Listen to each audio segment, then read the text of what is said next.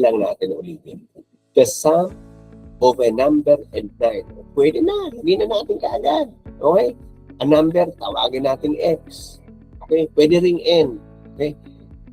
The sum, ibig sabihin, pag pinag-add mo yung dalawa. The sum of a number and 9. So, it's 9. Okay ba?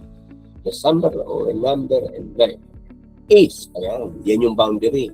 Equals na. So, puproblemahin mo na lang yung susunod.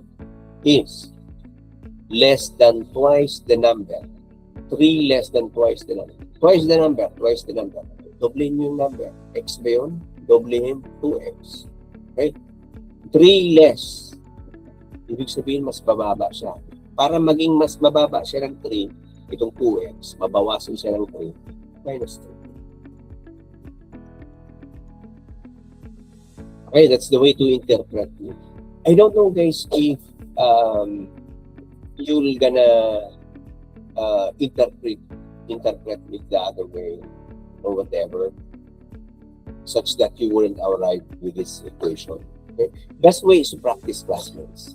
Okay? Meron tayong post-test, tapos sa dulo meron tayo mock exams. Meron ba? Oo, may mock exams tayo. Okay? And aside from this one, meron pa tayong mock exams. Okay, matatapos tayo after a month. Dito po. After 2 months pala. Hindi, after a month.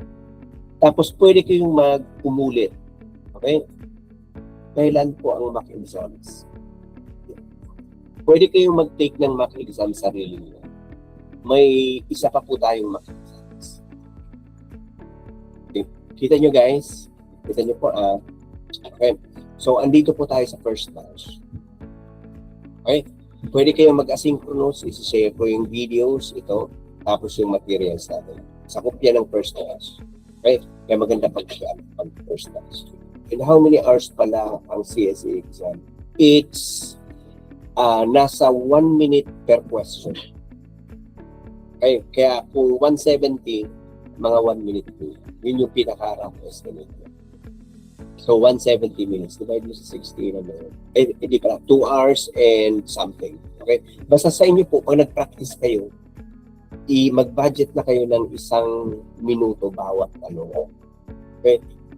Huwag naman po na yung general info, nakasagot kayo. Ano lang, true or false? True. Yun. Papahinga ako. Huwag gano'n. Okay? Ano lang po yun. Kasi yung ibang tanong, abutin kayo ng 5 minutes sila. Okay? Sa numerical. So, average po yun. No? Kung mock exams kayo ng mathematics, natural po, marami po. Okay? Talagang aabutin kayo ng 3 minutes each. Okay? So, do not expect na makaka 1 minute kayo sa isang round. Unless magaling po talaga. Okay? Alright.